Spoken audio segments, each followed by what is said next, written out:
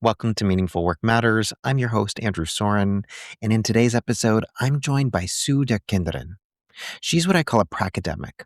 She's a counseling psychologist, an OD professional, and a recent PhD whose research sits at the intersection of work, well-being, and human development. Sue has spent years studying eudaimonia at work. She thinks of eudaimonia not just as a feeling or as an outcome, but as something we actively do through how we grow, connect, and pursue what matters. This is why Sue invites us to pay close attention to the behaviors of eudaimonia. What does it actually look like to live out purpose, to invest in personal growth, to build meaningful relationships in everyday working life? We also talk about why eudaimonia isn't always comfortable, but definitely worth the effort. The need for brave conversations and the kind of climate and leadership that requires. This episode offers a grounded and a practical way of thinking about meaningful work, one that moves us beyond well-being and towards well-doing. Let's dive in.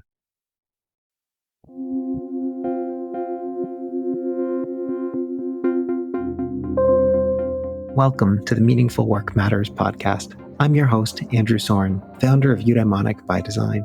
On this podcast, we'll dive into the world of meaningful work, explore its complexities, and examine its impact on people and the organizations they're a part of. Each episode features insightful conversations with cutting-edge experts who are successfully navigating the challenges of meaningful work. We hope to offer you ideas, frameworks, and tools to unlock potential and design work that's fulfilling, impactful, and supports everyone's well-being. Subscribe or follow us now, and let's make meaningful work matter.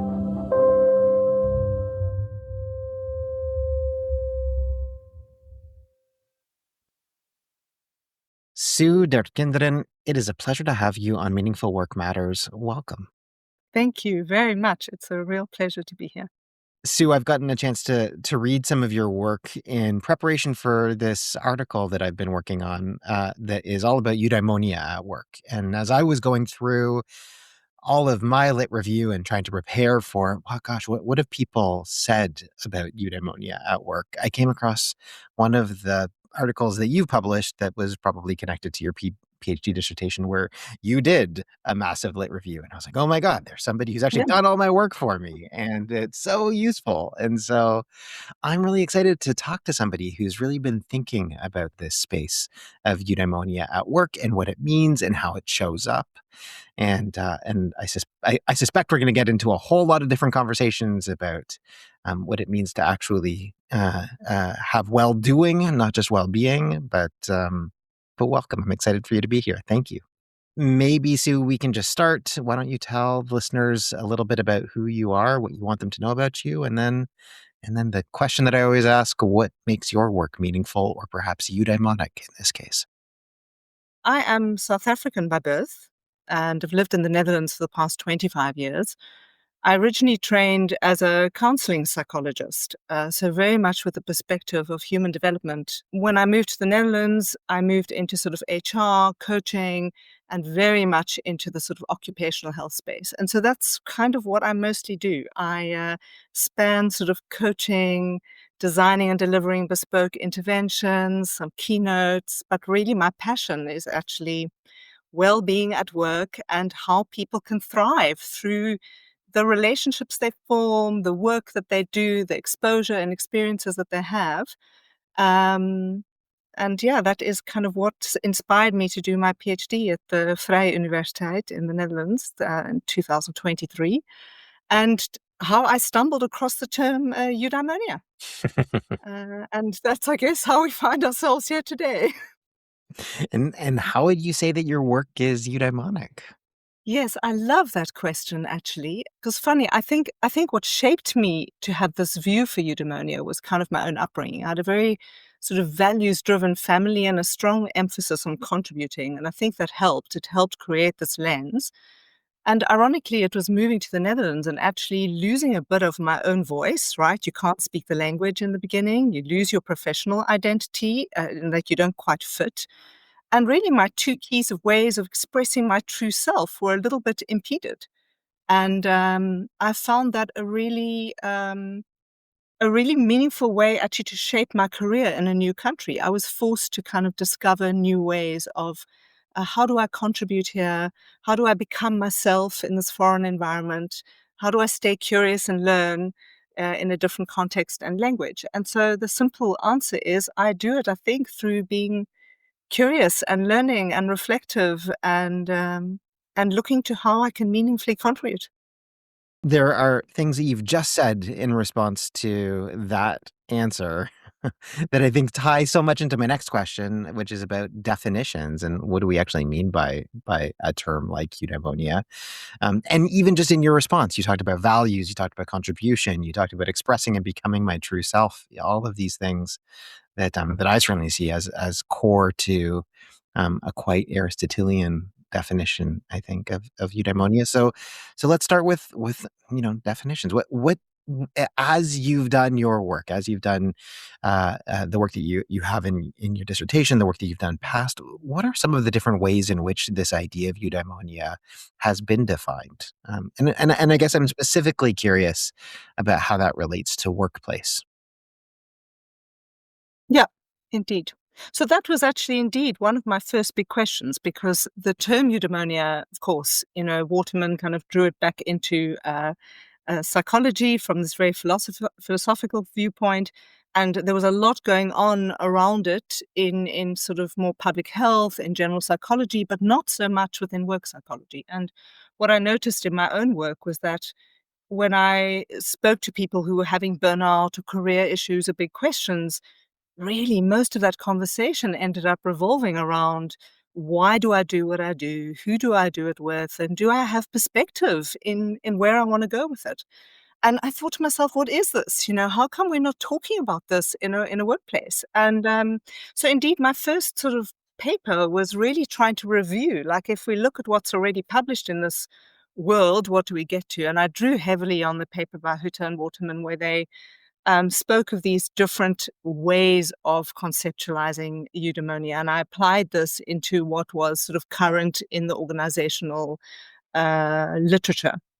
And indeed, you quickly realize that probably the most common way of it being used was as a component of flourishing, along with hedonic well-being and sometimes key social well-being. And it was sort of put together in this term as flourishing. And really, they made big headway with that, right? We started all talking about it means more, our well-being is more than just the subjective well-being component, but this meaning component comes into it and this idea of good functioning. So that was one of the main categories, was kind of this functioning part, and often conceptualized as flourishing. And then I would say the second most common way of looking at it in a work setting was as meaning. And meaning was sometimes considered more an experience, like I feel something's meaningful, but sometimes also as an orientation, more as a motivation.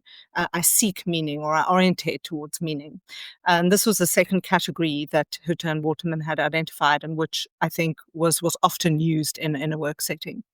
And the third one, I personally find a little bit more murky. I think it comes into the subjective well-being piece, and that's the experienced part of it. Like I experience eudaimonic feelings like awe, or inspiration, but I find this conceptually the tougher one, especially in a work setting. And the one which I didn't find much in a work setting was this framing as a behavior. So what do we actually do? Whereas when you looked at sort of Aristotle and you looked at a lot of the original definitions used in self-determination theory, you often came across this idea of that it's about what we do. It's not so much well-being, it's well-doing. And it was like, well, if it's so much well-doing, how come we're not doing more of it at work? um, that was kind of the big question. So I think for me, if you talk about the definition, I've I chose to start leaning towards this more well-doing part, which is, what do we actually do? Hmm.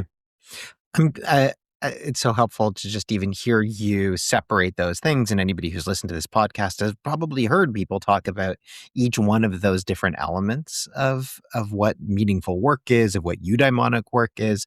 Sometimes it is about how are we thriving or flourishing at work. Sometimes it is about, do I have a job or career or a calling, or sometimes it is about this sense of awe or inspiration or this kind of feeling effective way.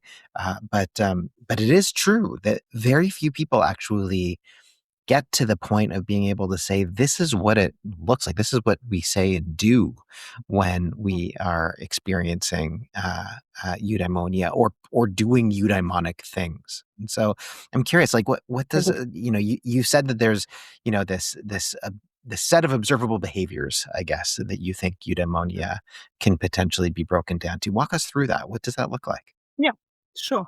And maybe I'll just take a slight sidestep into, at heart, I'm actually a practitioner, right? I mean, Yeah. I made this sort of like academic sidestep for 7 years alongside my practice, but really I'm a practitioner at heart. And one of the things that I kept coming back to was, if we had to try and grow this in a workplace, if we had to Mm. try and do more of it and figure out how our organizations can become more eudaimonic, so really your area of work, I would say, um, how would we encourage leaders to do it? What kind of conversations would we be having? What kind of measures would we be doing? What kind of jobs would we be designing?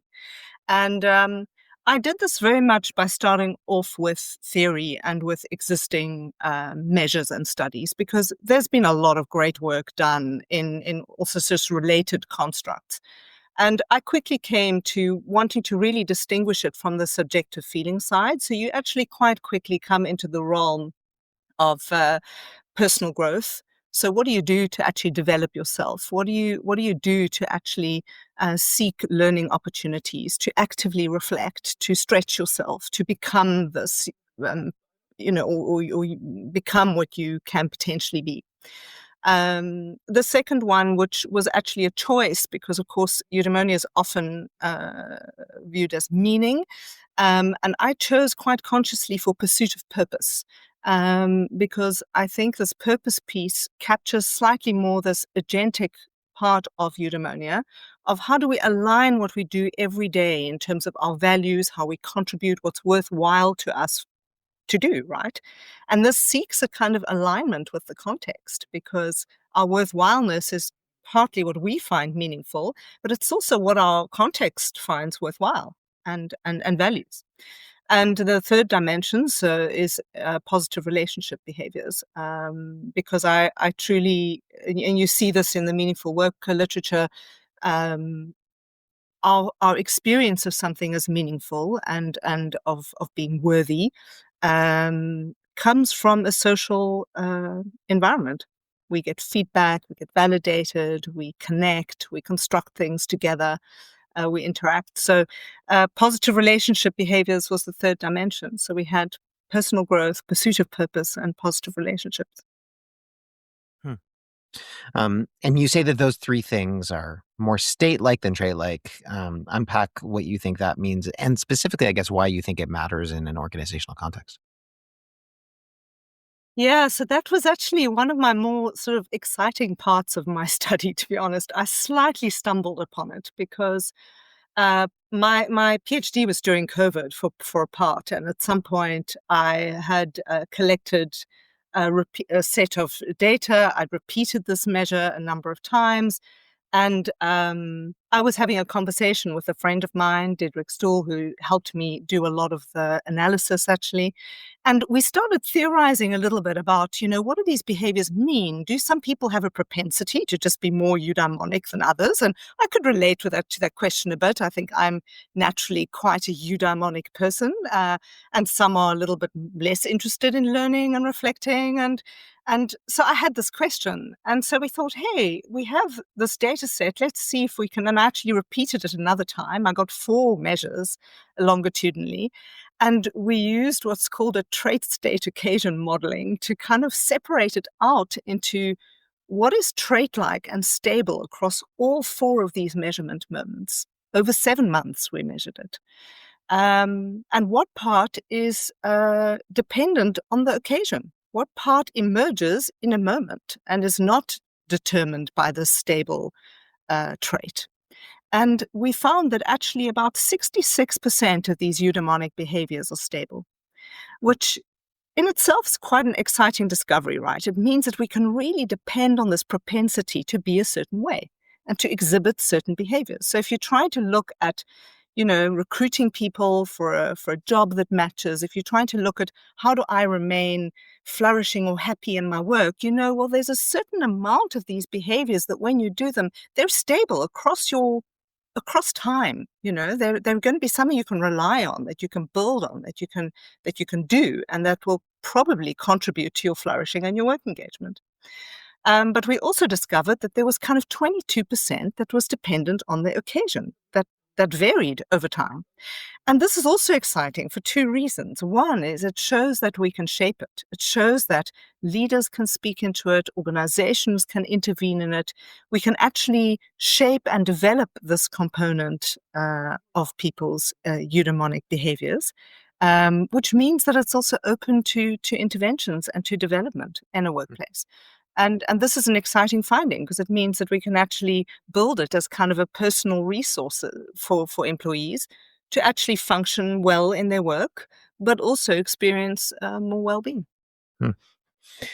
Now I have all sorts of questions that I'm. Yeah, I'm hoping it doesn't That's sound good. too. No. It's fantastic. It's so interesting. It's so interesting because I've never really thought about this. I mean, in this particular way, it's really, really helpful. I mean, in some ways, the way that I hear you articulating this makes me think about the way that character strengths are often described, where there's certain elements of our character that seem relatively stable over time. If I went, for example, and took the VIA character strength survey, which I have many times over the last 15 years, there are certain strengths that are always at the top of my list and always at the bottom of my list. Things like appreciation of beauty and excellence is always number one.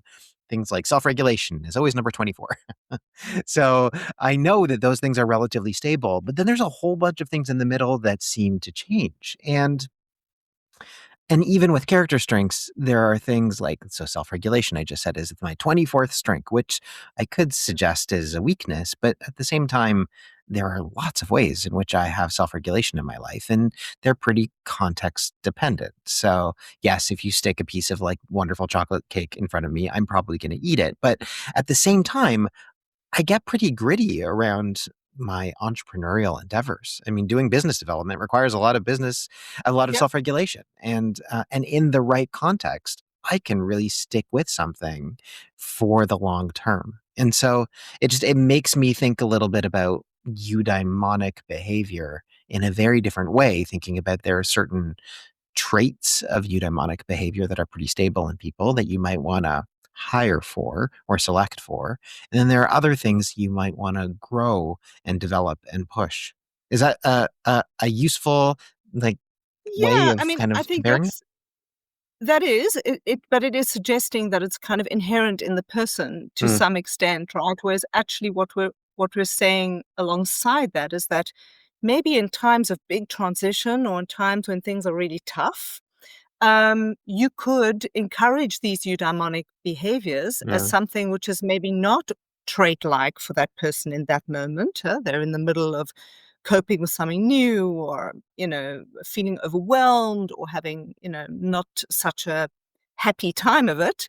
That you could actually use these eudaimonic behaviors as opportunities to embed something alongside what that person would be doing otherwise, right? So Uh-huh. creating opportunities for reflection, to create a narrative around a change or what's going on in a change, creating supportive environments as a way to feel value or meaning in a relationship or in a role that you're doing. Mm. It makes me think again about the interrelationship between those four ways in which you described eudaimonia, right? In some ways, it Mm, sounds like the absolutely. behavioral aspect, the doing aspect, can be a way to get someone to maybe rethink their orientation or their motivation. It can help someone function differently than they might be functioning today. It might even inspire different emotional or affective responses and help them be more inspired or feel more awe towards their job. But rather than focus on just like, I'm going to change how you feel about this, it's more like, I'm going to give you an opportunity to really develop and grow, or I'm going to help you really focus on a purposeful aim, or I'm going to help you connect with people in a different way. And that is, in fact, the thing that will potentially touch some of those other elements of eudaimonia.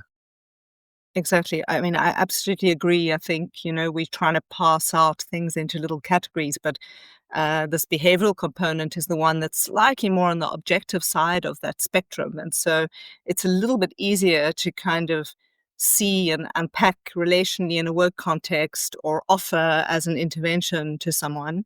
Hmm. Um, but it would hopefully go hand in hand with the experience of eudaimonia as meaning or awe,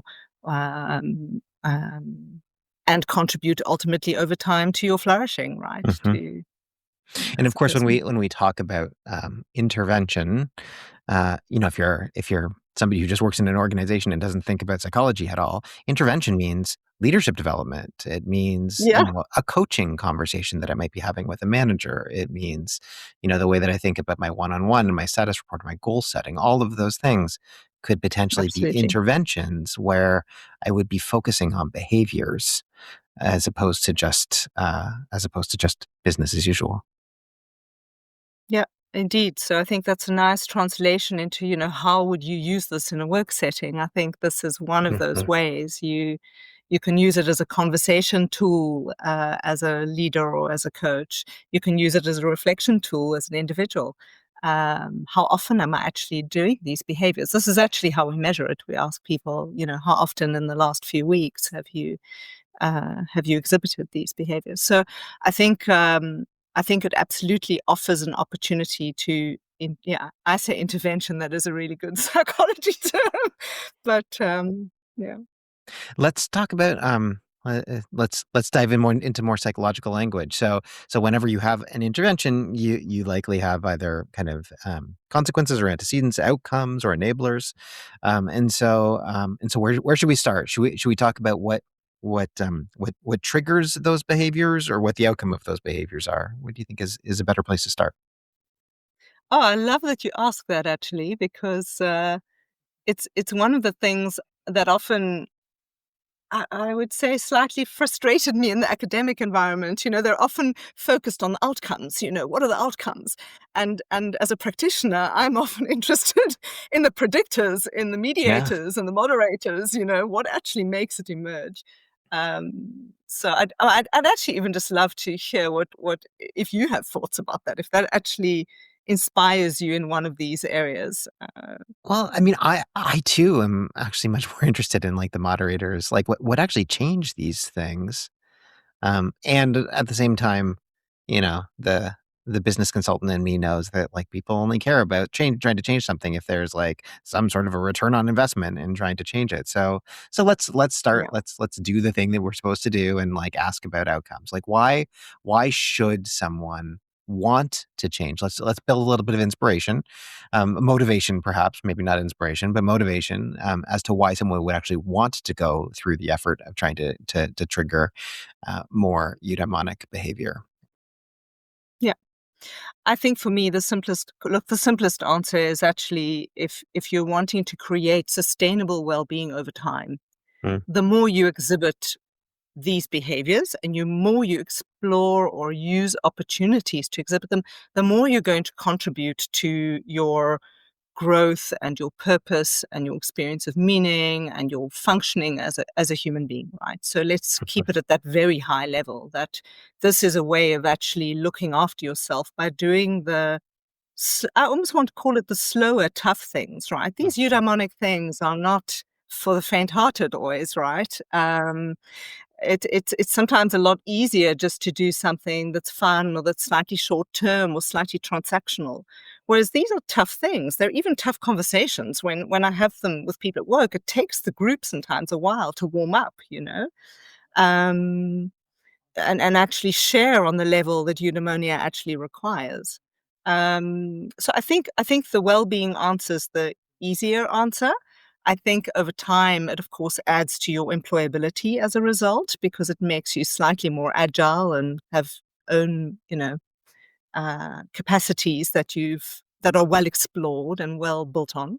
mhm, Um, but I also think that component of being using it as a personal resource which can make you slightly more agile in the work environment. And I think when we look at the impact that AI is probably going to have on our work and that the ongoing change has on our work, I think these are components where eudaimonia will really matter.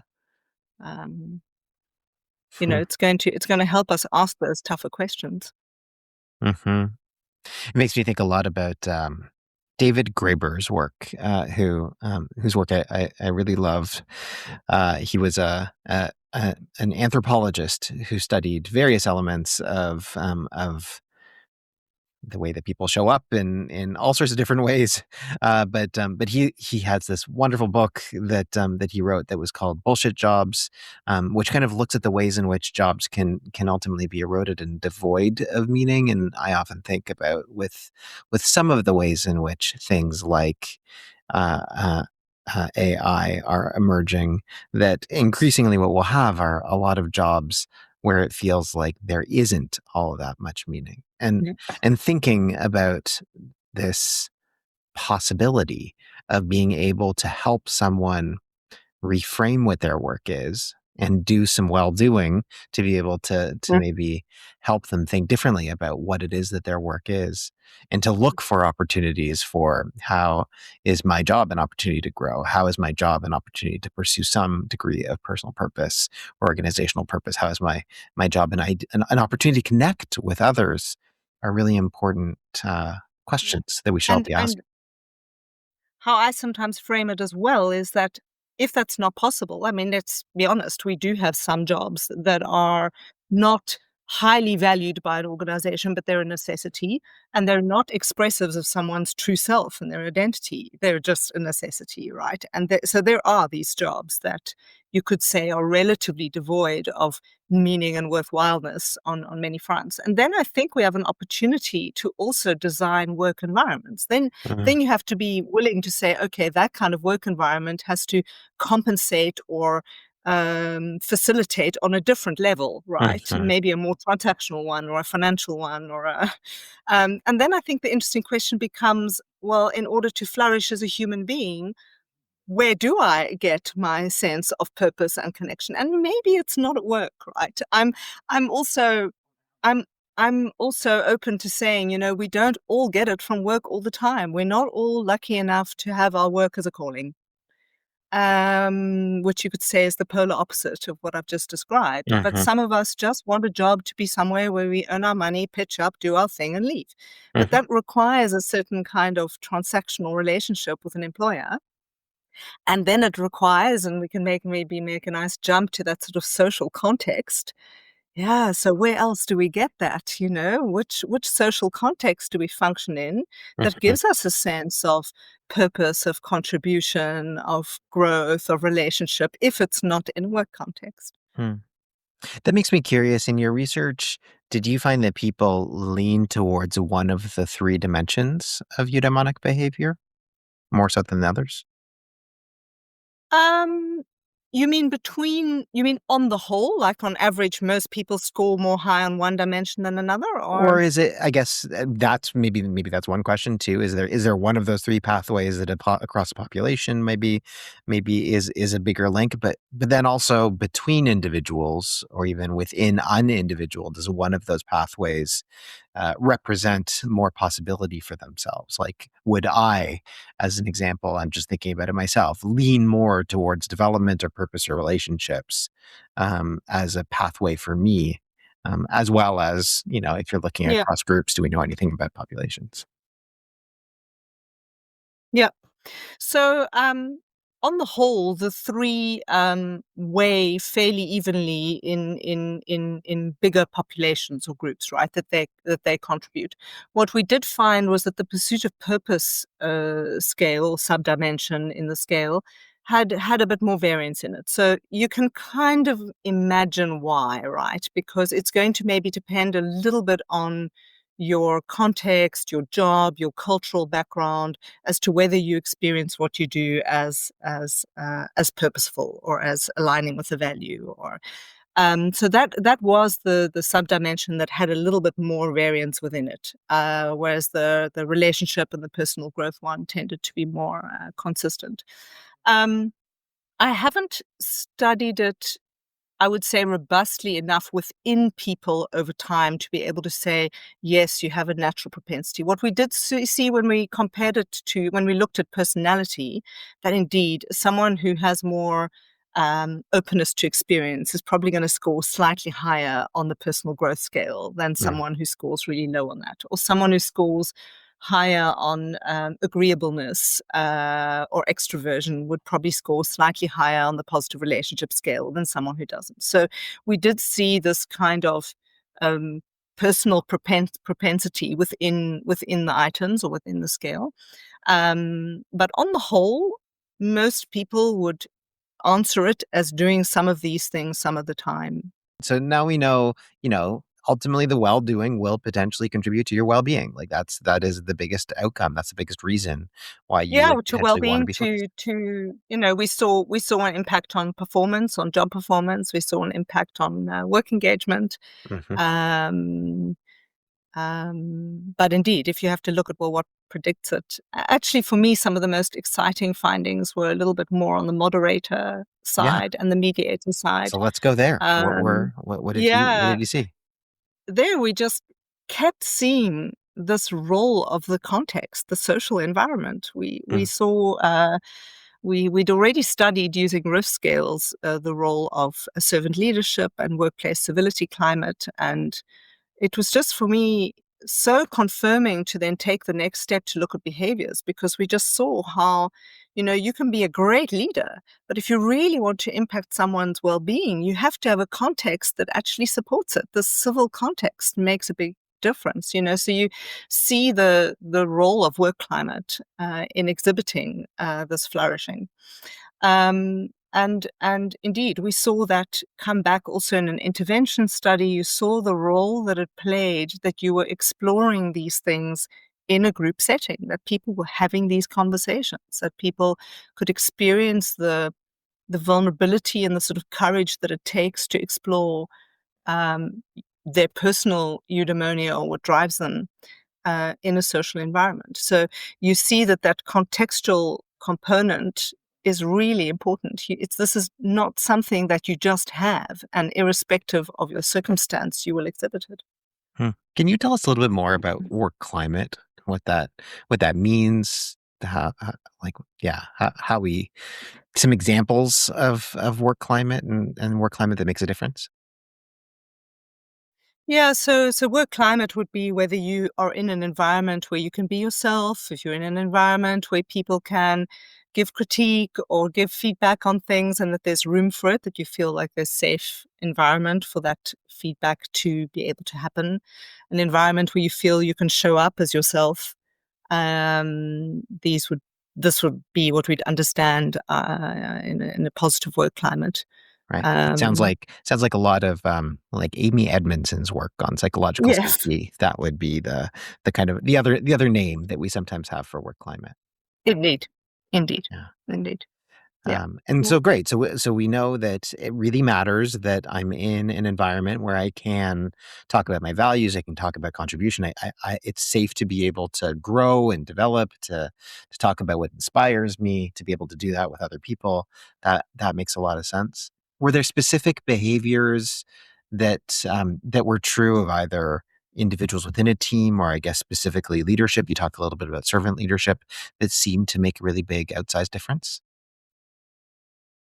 Um, I can't answer that one so much from a data or what I saw in my studies perspective, but maybe just more from my own experience. I mean, to me, Mhm. there are two uh, big factors in how this eudaimonic behavior unfolds and actually contributes. One is, and I think this is the one that's going to become one of our biggest resources in the future of work, is having the space to properly reflect. Do we Mm. actually have the I suppose the individual, the subjective space to ourselves just sit and think and really dig a little bit into, am I being true to myself? Am I really happy with what I'm doing? Do I feel like I contribute? To ask these harder questions. You have to, it takes a while to get to that level. You don't Mm. just jump into a conversation on Friday afternoon drinks and say to someone, do you feel like your work was meaningful this week? It Although takes a that while. said, I feel like Friday afternoon drinks is possibly a really good intervention to help get you there. Maybe it is the one moment you do get close. So we'll give you that. Actually, that's maybe wasn't the best example, but I think reflection, and the space for reflection. Ryan and Dechi also spoke of this a lot in looking at self-determination theory of creating this awareness, this mindful awareness, and I think it sits a little bit in that space of, do we have moments where we can actively really reflect? Mm, And I think it's rare, and I think it's going to become more important as AI comes into our lives and become even more rare. mhm, So I really believe in trying to shape this reflective space. Um, and the second one is the social context in which we do things, and we've touched on that already. But I think this role of feedback, of encouragement, of social support, of tolerating discomfort. Eudaimonic behaviors in their very core are not always going to be aligned with feeling good. They will mhm, sometimes be, and they often are. If you look at other people's studies, these components often align, but not always. And because of that, we need one another. We need a space, and that's the psychological safety component, to be able to tolerate the discomfort that comes up when we're trying to figure out, oh, does this new role align with my values? Or is there a bit of a value conflict there? And what does that mean? And should I bring that up, or do I keep it to myself? Or should I explore some job crafting opportunities to see if I can shape it, my job differently to create a better alignment? These are not comfortable spaces. And mhm, I think this is the second component that, in my view, strongly contributes to being able to exhibit these behaviors in a way that, yeah, that makes it worthwhile. mm. I think that's a really helpful articulation of being able to look for those moments of reflection and how important those moments are. A recent episode on the podcast where I was talking with Anu and Laura from an organization called Introspective Spaces really looked at how do we create spaces for introspection, spaces for reflection and moments, especially in work where I mean they do a lot of work in healthcare and specifically are looking at moral distress in healthcare. But I think all of us can take more time to pause and to reflect, and especially to pause in stride when everything seems to be moving so fast. And it's interesting because I actually think that in some ways there is a possibility that AI actually could be very helpful in that context as a listening partner, Mm. as a mirror, as something that can be prompted to ask you questions at the right time and can listen to your response and can help Yeah. you potentially see something different. So I think that there are potentially even opportunities for AI to be a very helpful aid in that context. But it's also interesting to think about Yeah. this the where does that reflection happen? Who's the community that you're doing that with? And I often think about, I mean, I think, when talking about climate and specifically using psychological safety, I think psychological safety has in many ways that word, that phrase, psychological safety, can sometimes be a counterproductive because creating a safe space sometimes is translated into, a space where I'm not going to have to experience anything difficult. I think that's how sometimes people interpret creating Mm. safe spaces is I'm not going to be I'm not going to be threatened in any way, shape, or form. I'm going to be Yeah. buffered from any potential threat. Where in many ways, what you're describing in terms of these eudaimonic behaviors, it requires some challenge. It requires some fortitude. We need psychologically brave spaces to be able to do that. And then there's, I guess, a third pathway that I've seen more Yeah, recently about nice. psychologically accountable spaces. So again, if this is about a relational dynamic, if this is about climate and how we're supporting each other, we need to work together to help each other think about growth and development, think about meaning and purpose, think about the relational dynamics. And so we part of the well-doing here is actually taking accountability for my behaviors to help others do that as well and see a moral community in action. Yep. No, I love that term actually of brave spaces. I think I might steal that actually. Um, Definitely not mine, but I please do. like because I think indeed this is, it's got to be a safe enough space that you feel that you can be vulnerable in it, which does take Mhm, courage, and mhm, then that we can tolerate one another in that space, because to be able to grow and experiment and contribute and be vulnerable, we have to. It asks a degree of tolerance of mhm, time. Um, hmm. yeah. Do you think you can do too much of it? I mean, would you say that you can have too much eudaimonia at work? I think you can try and do too much of it, if you know what I mean. You could try a bit hard. Um, because I think if you, in its simplest form, if you keep it small, um, I think we do it fairly naturally. And this gets a little bit to the point of gratitude and of noticing what works and all these nice positive psychology interventions that we have. But I think in the simplest form, it's hard to overdo. I think it's when we try and do it for its own sake that we overdo it. Mm, Um, mm, Life is complex, and things that we do are not always meaningful, and we don't always feel connected, and we don't always have opportunities to grow. In fact, there are times when it can feel like a luxury. And so I think absolutely we can try and overdo it, and I think we can overemphasize it. And maybe it's a bit like we sometimes do with well-being on the whole, right, or wellness. We spend so much effort in trying to do it, we almost make ourselves unwell in the effort of doing mhm, it. And I think eudaimonia is a similar thing. I think it shouldn't be an aim on its own. It should be an aim to contribute or to better also that social context of what we do through it, not just for its own aim on our own, if you know what I mean. makes me think a little bit about Bob Valoran's work on passions. And he talks about two different kinds of passions: obsessive passion and harmonious passion. And in some ways, I think that your articulation of these eudaimonic behaviors that becomes almost obsessive, like I have to push to be able to do it, Yeah, can in some ways be counterproductive. And the goal is to find those pursuits of growth, of purpose, of relatedness that are ultimately harmonious with other life goals, personal projects, different ways of being, of yeah, context, of exactly. all of those things. Is there anything else that you think I should have asked you about eudaimonic behaviors today? Not specifically. I would say the thing that I often think of, or that I often get asked, is a little bit the contrast or the connection with hedonic side of our Yeah. well-being.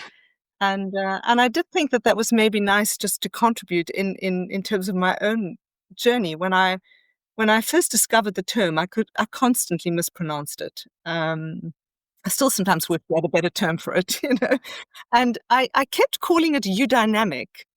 And I remember this was before I actually started the PhD. I remember thinking, oh, I think I must coin that term, because I think we can make it a bit heavy if we just speak of eudaimonia Mm, sometimes.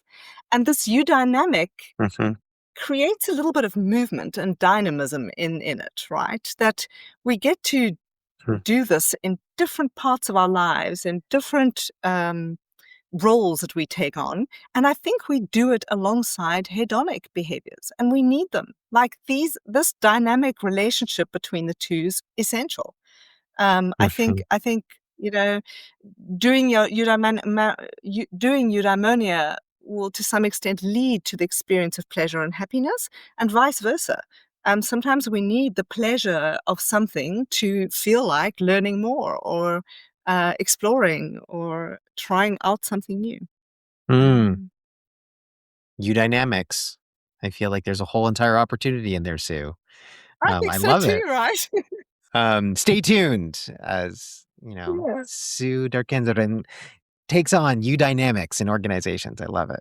Too. Sue, thank you so much. This has been such a rich conversation. My head is buzzing in terms of all the potential opportunities here, and I think it feels very practical in the way, which is one of the wonderful things about behavior is that it is practical. I mean, it's kind of as practical and tactical as you get, is thinking very concretely about specific things that one can say or do to have impact and make momentum. And so thank you for giving us something that we can truly hold on to and use in productive ways. This has been delightful. Yeah, thank you. I would actually love to hear from you, maybe at a later stage, what viewing eudaimonia from this more practical behavioral perspective brings you. I think you've spoken to so many people I admire and who I can imagine have inspired you.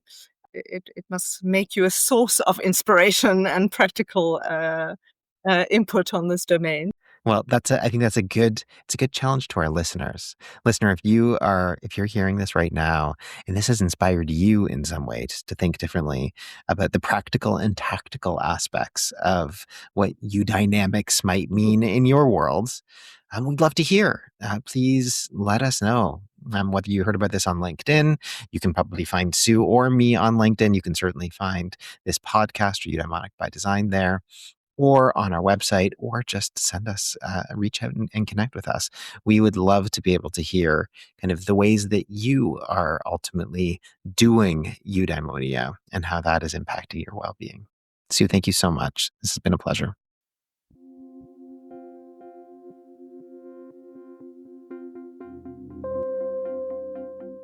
Thank you for joining us for another episode of Meaningful Work Matters. If you haven't already done so, be sure to subscribe to our podcast on your favorite platform. And if this episode resonated with you, please take a moment to leave us a review. Your feedback helps us make this podcast better and reach more listeners. You can connect with me, Andrew Soren, on LinkedIn, or visit www.eubd.ca to learn more about Eudaimonic by Design.